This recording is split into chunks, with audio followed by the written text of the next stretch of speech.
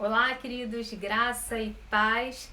Eu sou Poliana Espínola e a gente vai começar então o nosso segundo vídeo falando sobre encontros no jardim. O vídeo anterior nós falamos sobre o primeiro encontro no jardim. Na verdade, o encontro no jardim 1, que foi o Éden. E hoje nós vamos falar sobre o Encontros no Jardim parte 2, que é no Getsemane. Antes de entrarmos no texto do dia de hoje, nós vamos falar aqui sobre o que nós finalizamos no vídeo anterior. Lendo o texto de Gênesis 3, versos 22 e 24, vai dizer assim: Então disse o Senhor Deus: Eis que o homem é como um de nós, sabendo o bem e o mal. Ora, pois, para que não estenda a sua mão e tome também da árvore da vida e coma e vive eternamente. E nós falamos que o Senhor, para proteger o homem, o expulsou do jardim para que ele não comesse da árvore da vida, do bem e do mal, para que não comesse da árvore da vida, porque ele tinha comido da árvore do bem e do mal, e ele tinha, se ele comesse, então ele se tornaria eternamente condenado. Só que no capítulo 2, a ordem foi: de toda a árvore do jardim comerás livremente, mas da árvore da ciência do bem e do mal dela não comerás, porque no dia que delas comer, certamente morrerás. O Senhor estava dando uma instrução sobre a morte espiritual, e por isso ele precisou expulsar o homem do jardim. E depois de todo esse tempo, se nós formos ler a Bíblia numa ordem cronológica, depois que o homem é expulso do jardim, por diversas vezes o homem volta a errar, o homem volta a pecar, o homem volta a se corromper, ao ponto de que o Senhor tem que mandar o dilúvio e tem que exterminar toda a população. Tamanho era o nível de corrupção da humanidade. Mas o Senhor recomeça por uma família, assim como no Éden ele começou, ele recomeça com uma família. E anos se passam, e então ele envia Jesus, né? Deus envia Jesus, o seu filho, o Messias prometido.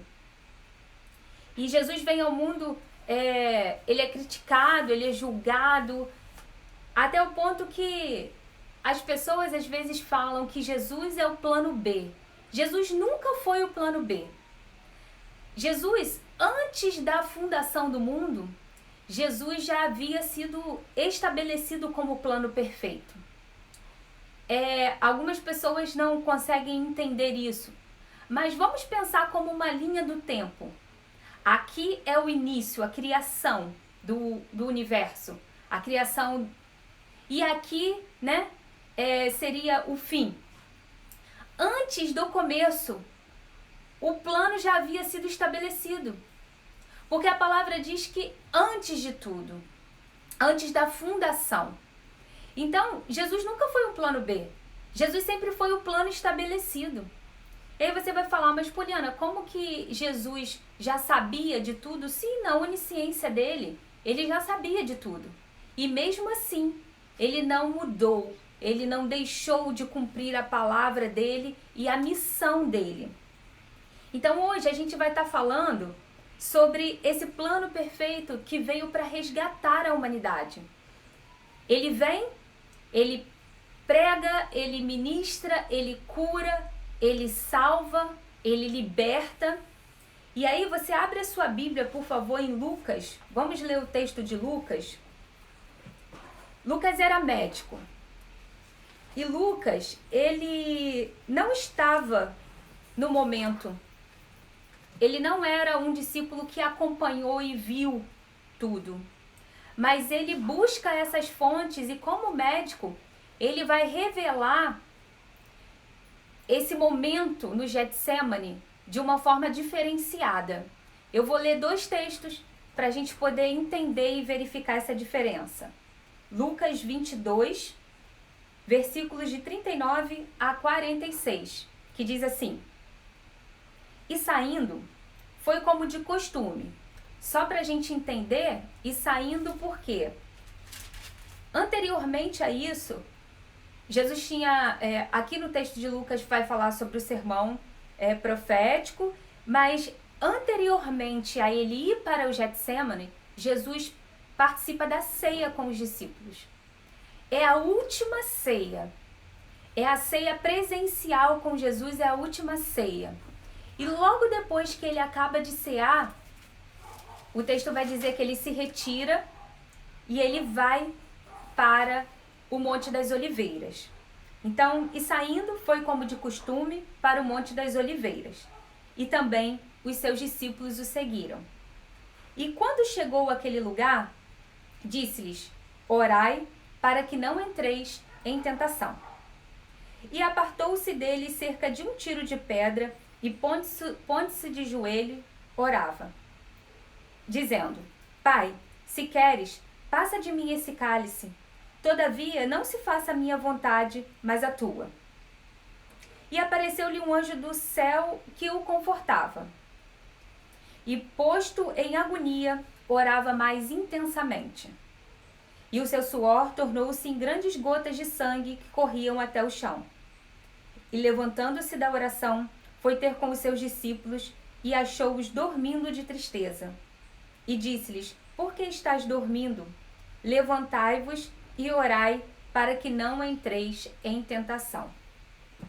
O texto de Lucas é um texto bem pequeno, ele é bem conciso, né? Ele é bem direto.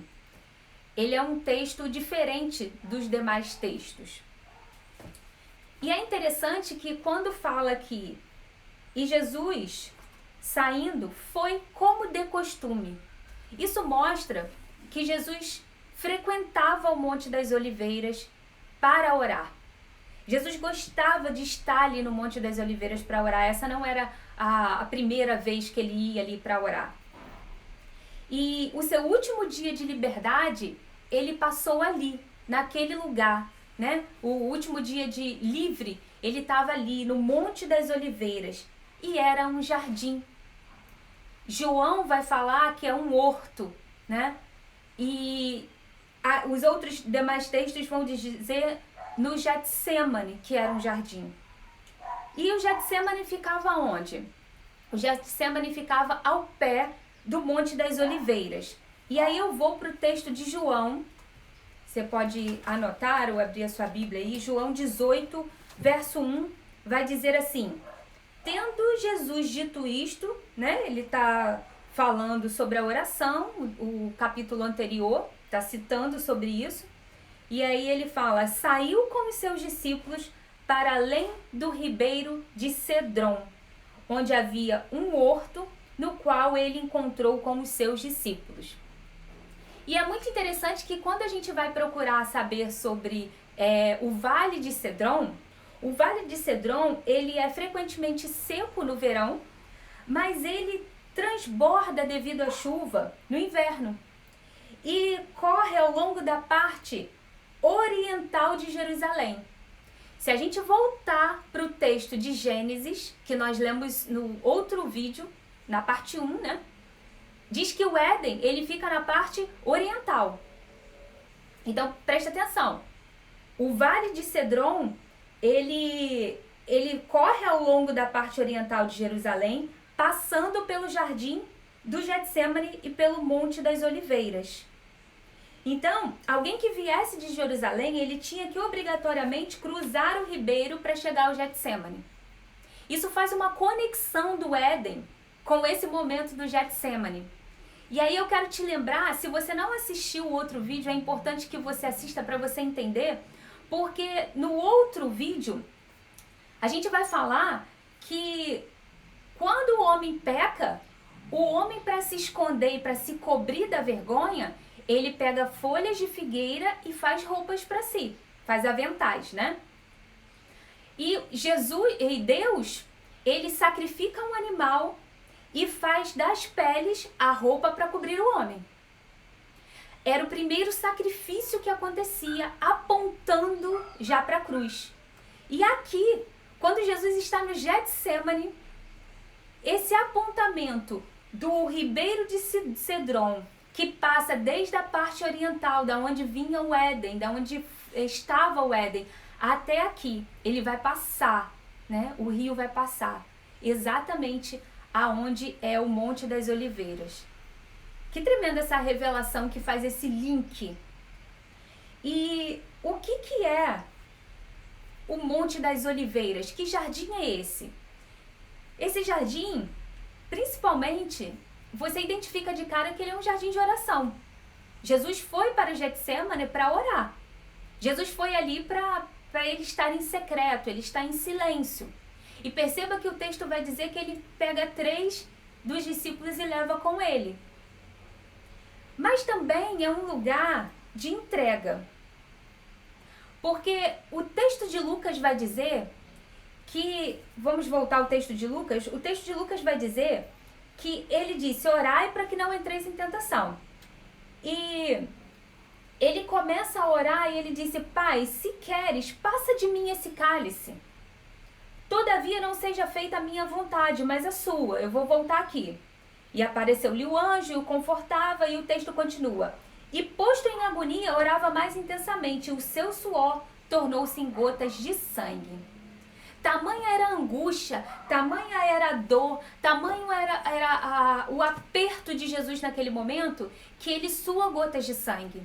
Os pesquisadores dizem que quando alguém sua gotas de sangue é porque ele está no limite da pressão, do estresse. E ele ali sua gotas de sangue. O sangue de Jesus vai tocar a terra naquele momento.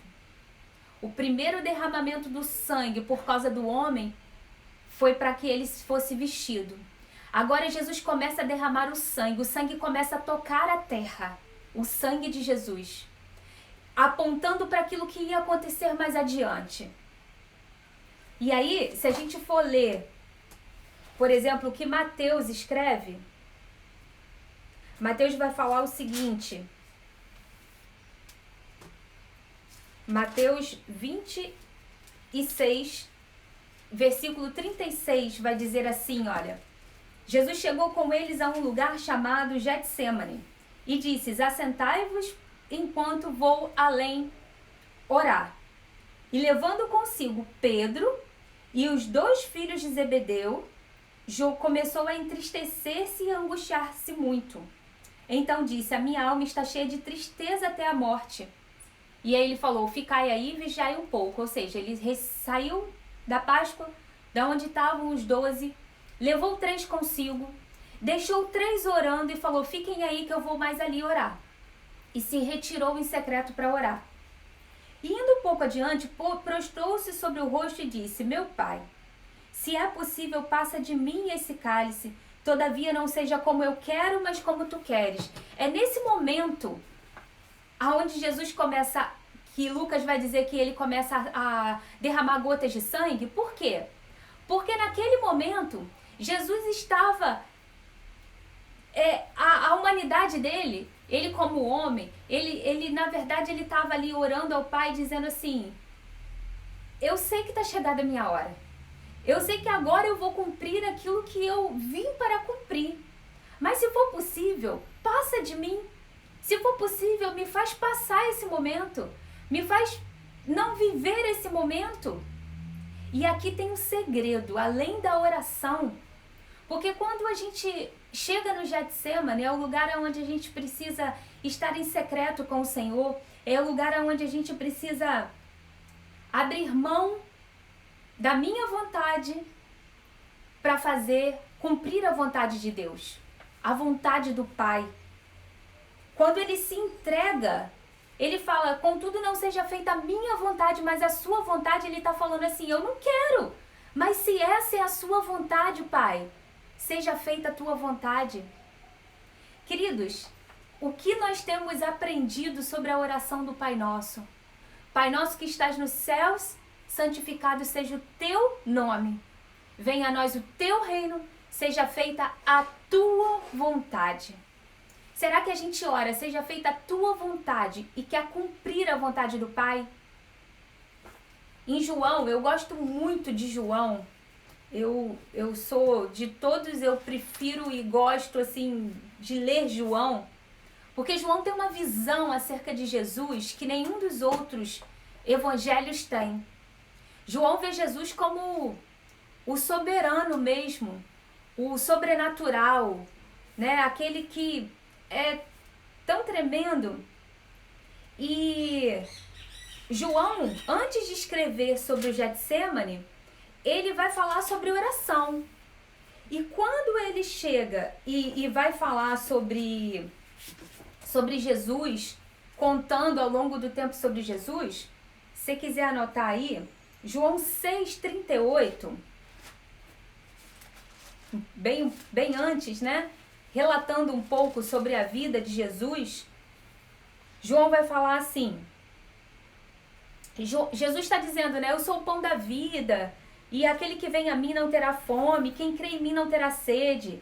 Mas se vós disse que também vós me vistes e contudo não credes, tudo que o Pai me dá virá a mim, e o que vem a mim de maneira nenhuma lançarei fora.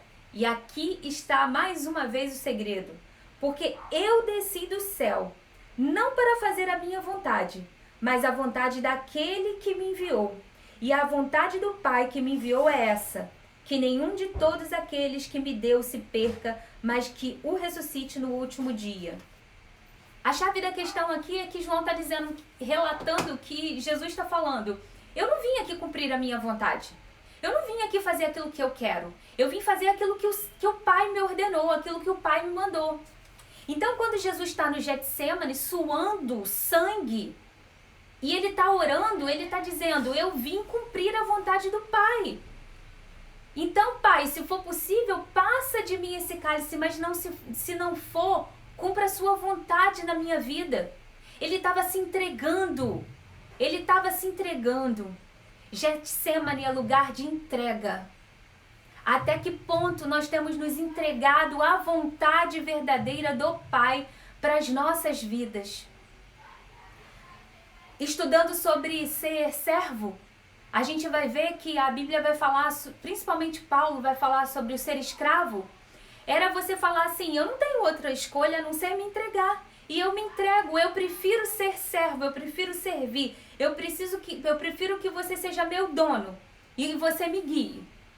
Porque a tua vontade é melhor que a minha vontade. E o nome Getsemane, ele vai aparecer no original grego, em todos os evangelhos, Mateus e Marcos, né? Ele vai derivar do aramaico, que significa prensa de azeite. A apóstola Valnice Milhomes, ela cita numa pregação que no Getsemane, onde o fruto da oliva era esmagado para se tirar o óleo, que o filho foi moído por nós. E aí eu vou refletir com você sobre algo. Quando ela fala que no Getsemane, o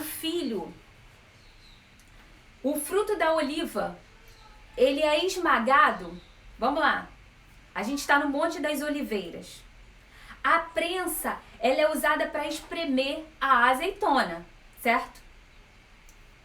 A árvore vai dar azeitona, que vai dali tirar o azeite.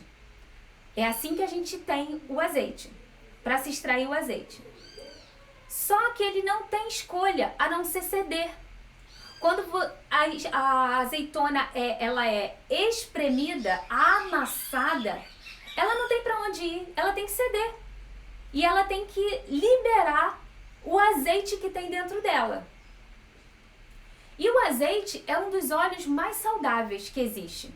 As donas de casa vão entender que existe o óleo puro, né? Você tem ali essa referência sobre acidez, extra virgem. Mas você sabia que não se pode comer uma azeitona crua? Ué, Poliana, mas eu como azeitona. Não, a azeitona que você come é uma azeitona em conserva. Ela já passou por um processo. A azeitona que a gente come não é uma azeitona crua porque ela é impossível de ser comida. Dizem que o gosto é tão amargo, é impossível. Ela precisa passar por um processo de cura para ela ser comestível. Então, o que acontece? O nosso Mestre Jesus está no Monte das Oliveiras. E ele ali está sendo pressionado, amassado, para se tirar o óleo mais puro da unção. Assim como uma azeitona é pressionada para que o azeite seja extraído.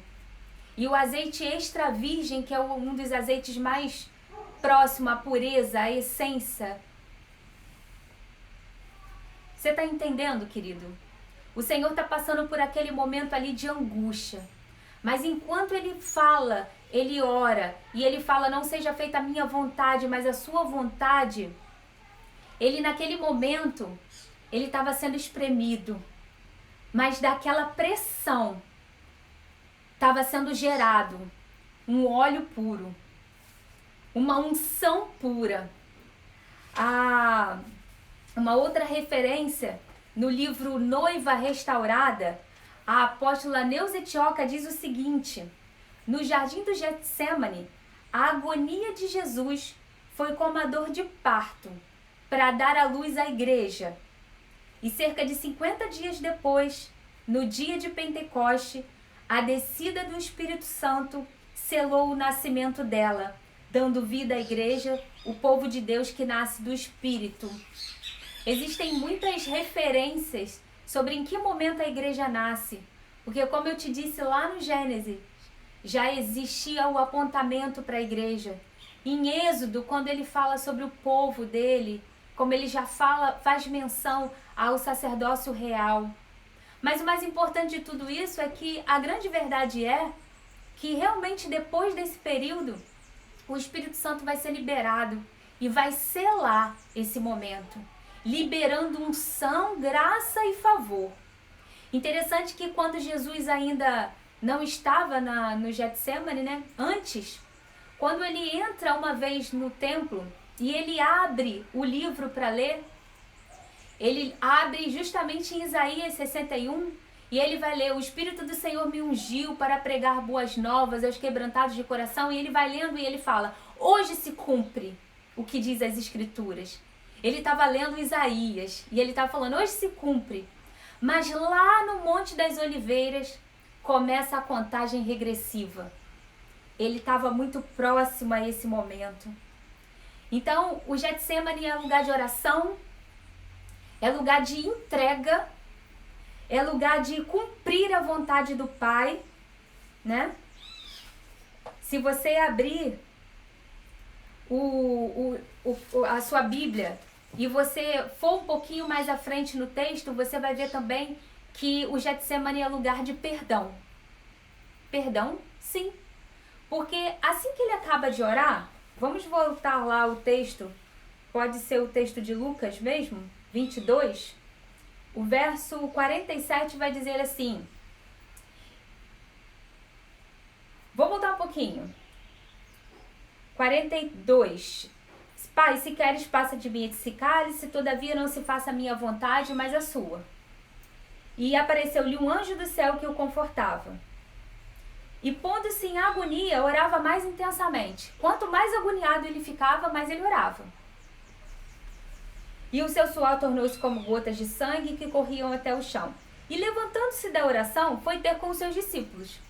E no texto de Mateus, o texto de João, de Marcos, Mateus e Marcos, a gente vai ver que quando ele voltou para ver os discípulos estavam dormindo. Quer ver? Volta lá. Mateus 26 vai dizer assim, olha, 39. E indo um pouco adiante, prostrou-se sobre o seu rosto, dizendo: meu pai, se é possível, passa de mim esse cálice. Todavia não seja como eu quero, mas como tu queres. E voltando para os seus discípulos, achou-os adormecidos, e disse a Pedro: então nem uma hora pudesses vigiar comigo? Vigiai e orai, para que não entreis em tentação.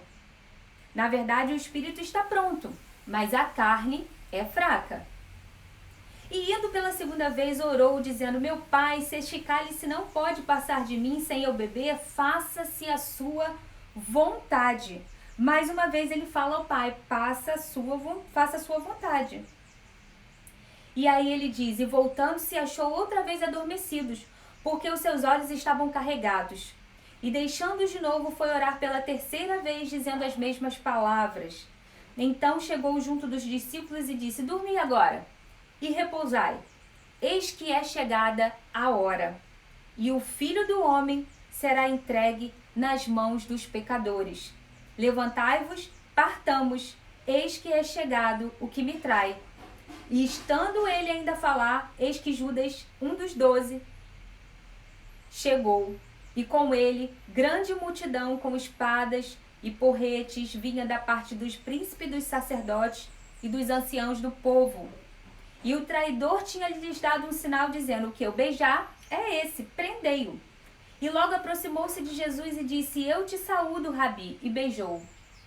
E Jesus, porém, lhe disse: amigo, aqui vieste. Então aproximou-lhes, lançaram mão de Jesus e o prenderam. Eis que um dos que estava com Jesus, estendendo a mão, puxou da espada e, ferindo o servo do sumo sacerdote, cortou-lhe uma orelha. O sacerdote era o soldado Malco, né? Então Jesus disse: mete no lugar a tua espada, porque todos os que lançarem mão da espada, a espada morrerão. Ou pensas tu que eu não poderia agora orar a meu Pai, e que ele não me daria mais de 12 legiões de anjos? Como, pois, se cumpririam as escrituras que dizem que assim convém que aconteça? Saíste como um salteador, com espadas e porretes para me prender? Todos os dias me assentava junto de vós, ensinando no templo, e não me prendestes. Mas tudo isso aconteceu para que se cumpram as escrituras dos profetas. Então todos os discípulos deixaram-no e fugiram. Por que é lugar de perdão? O Senhor perdoou não só a Judas que o traiu, mas a todos que o abandonaram. Naquele momento era ele e o Pai, e assim foi até chegar na cruz. Apesar de alguns depois acompanharem, apesar de que na cruz algumas mulheres ficaram, a gente vai falar sobre isso no próximo jardim, mas o Senhor perdoou a Malco. O Senhor perdoou aos discípulos que estavam com ele. Então o Getsemane também é lugar de liberação de perdão. É lugar onde a gente precisa olhar e dizer: eu preciso perdoar. Porque quando eu libero o perdão, eu não estou aprisionado. Eu não tenho ninguém preso dentro de mim. E eu também não vou estar aprisionado a ninguém. Porque Jesus não podia ir para a cruz dessa forma. Ele libera ali o perdão e ele segue. E ele fala: por acaso, se eu não precisasse, eu não falaria com o Pai mandaria uma legião de anjos para me defender? Eu não preciso que ninguém me defenda. Eu não preciso que ninguém agora venha, porque o tempo todo eu estive ensinando, vocês não fizeram nada e agora vocês querem vir me prender? Isso é para que se cumpra a palavra, que como um salteador, né, como um ladrão, ele vai ser pego e ser levado. Então, querido, Getsemane é lugar, primeiro, de oração. Mas não é de oração simples. É uma oração de entrega profunda. É uma oração, às vezes não. No caso de Jesus era. Mas eu estou falando de você. Getsemane é um lugar de oração onde às vezes você vai chorar tanto. Talvez você não chegue ao nível de suar sangue como Jesus. Mas é de uma angústia tão profunda, onde você muitas das vezes não vai ter palavra, mas o Senhor vai colher as suas lágrimas. E o Senhor vai entender a sua oração em forma de lágrima.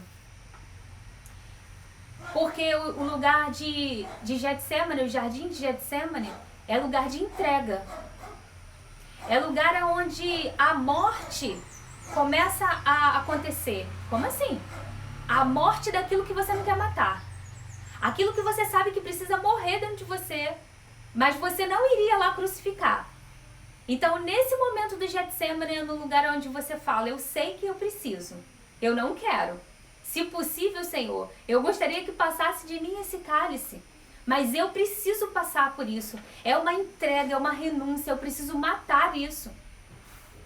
é um pecado de estimação, é algo que você carrega há um tempo, ou é algo que você está relutando para cumprir. Quem sabe não é o propósito para qual Deus te estabeleceu? Deus falou com você para você fazer algo, um chamado específico, mas você não quis abrir mão da sua profissão, você não quis abrir mão do seu dinheiro, você não quis abrir mão do seu status. E o Jardim do Getsemane é o lugar da entrega, aonde você precisa sacrificar, onde você precisa deixar ali e dizer: Senhor, faça a sua vontade, não a minha. É o lugar de perdão, aonde a gente precisa entender que vão existir momentos aonde seremos traídos, aonde não seremos compreendidos, aonde o propósito de Deus para nós não vai ser compreendido por todos. Eles estão achando que fazendo algo vai te defender, eles estão achando que falando algo vai te trazer proteção. As pessoas ao seu redor, por mais que elas te amem, talvez elas vão falar coisas que vão te tirar do centro da vontade e do propósito de Deus. Se Deus fosse ouvir os apóstolos, os discípulos, que vão se tornar apóstolos, né? Se ele fosse ouvir os discípulos, ele não teria ido para a cruz. Desde o começo, quando Pedro fala: de maneira nenhuma, Senhor, antes disso, e Deus fala: para trás de mim, Satanás. E mais uma vez aqui, ele vai lá e corta a orelha de Malco. Os outros discípulos todos vão embora e o Senhor precisa perdoá-los, porque eles não compreendiam. Não era revelado a eles em profundidade a compreensão do que estava acontecendo, eles não entendiam. E quantas vezes Deus fala algo para nós que só tem lógica para nós? Quantas vezes Deus tem uma direção para a sua vida, para o seu propósito de vida, e ninguém entende e fala: não, você está abrindo mão de profissão, você está abrindo mão disso, você está abrindo mão daquilo. Mas esse abrir mão é justamente o centro da vontade de Deus para a sua vida. Talvez você possa ser muito bem sucedido, você pode ganhar muito dinheiro fazendo o que você faz, mas será que você está no centro da vontade de Deus? E olha, eu não estou fazendo uma apologia a não estudar, pelo contrário, sabe, eu sou formada, eu tenho uma profissão, eu tenho uma pós-graduação, um MBA nessa profissão, eu tenho outros cursos dentro da minha profissão, e agora eu voltei a estudar, agora eu estou terminando o seminário de teologia e estou fazendo línguas, estou estudando hebraico. Isso não me faz melhor, mas também não me faz menor. O que eu estou querendo dizer para você é o seguinte: eu não sou contra estudar, eu não sou contra fazer. Mas será que o que você está fazendo, você está no centro da vontade de Deus? É isso que importa. Porque de nada adianta eu estar hoje atuando como jornalista, talvez na frente de uma câmera, ou seja lá de que editoria fosse, em que veículo de comunicação fosse, se eu não estiver no centro da vontade de Deus. E eu tenho buscado entender isso dia após dia. Nem sempre é fácil, querido, eu sei. Nem sempre é fácil entender. Muitas das vezes nós nos questionamos: mas Senhor, então por que o Senhor permitiu isso e aquilo? Eu tenho certeza que todas as suas orações estão sendo ouvidas e todas elas têm resposta. E como disse uma prima minha pregando, todas as respostas estão aqui. A questão é: a gente está querendo ouvir essas respostas ou a gente quer outras respostas? Que Deus abençoe a sua mente nesse momento. Que Deus traga discernimento à sua vida sobre o propósito dele para você. Que você esteja no centro da vontade de Deus. Mesmo que no centro da vontade de Deus seja lugar de angústia, seja lugar de morte. Morte que eu digo para as suas vontades, para os seus desejos, para as suas paixões, para os seus anseios. Mesmo que seja, mas se é o centro da vontade de Deus, o plano perfeito vai se cumprir. Eu quero orar com você nesse momento, que você tenha compreensão que o Getsemane é lugar de oração, é lugar de entrega, é lugar de cumprir a vontade do Pai e é lugar de liberar perdão. Deus, graças eu te dou por mais uma vez o Senhor me encher da tua capacitação para transmitir a tua palavra. Mas eu quero ministrar agora aos meus irmãos. E talvez, Senhor, se alguém esteja ouvindo essa mensagem e ainda não se entregou ao Senhor, ainda não entregou o seu coração, a sua vontade, os seus anseios, se ainda não teve um encontro contigo, Senhor, de intimidade, de relacionamento, eu oro para que o teu Espírito o convença do pecado, da justiça e do juízo. E eu oro, Senhor, para que todos nós sejamos alinhados ao teu propósito e ao teu querer. Todos nós sejamos, Senhor, obedientes à tua vontade. Todos nós sejamos submissos a ti. Todos nós, Senhor, possamos ser sinceros em oração a ti, nos entregando, Pai. Que quando nós chegarmos, Senhor, cada um a seu tempo, no jardim de Getsemane, Senhor, que seja um momento de entrega. Essa é uma semana que eu acredito que alguns estão sendo confrontados, dia após dia, com essa palavra. Mas eu oro, Senhor, para que esse confronto não seja, Senhor, apenas um confronto aparente, mas que gere quebrantamento e arrependimento. Que não seja só, Senhor, algo que vai gerar ali uma emoção nesse momento da ministração, mas que seja genuíno e profundo. E eu te peço, Senhor, que os teus filhos sejam levados ao centro da tua vontade, alinhados ao teu querer e ao teu propósito, para que eles cumpram a tua vontade.